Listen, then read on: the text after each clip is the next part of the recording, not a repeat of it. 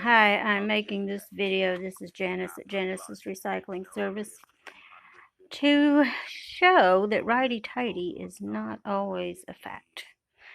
Here is an example. This is a bandsaw, and for the longest time I've been going righty tighty, only to discover that this thing comes out.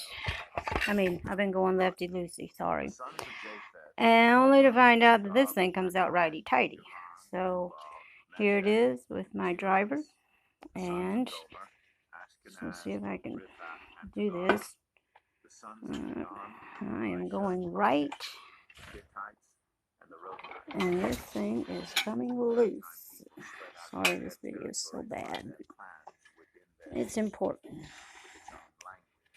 because there's probably a lot of argument out there about this. So now that I'm getting this thing loose, as you can just see, it just fell apart. I'm done. Okay, thanks for watching.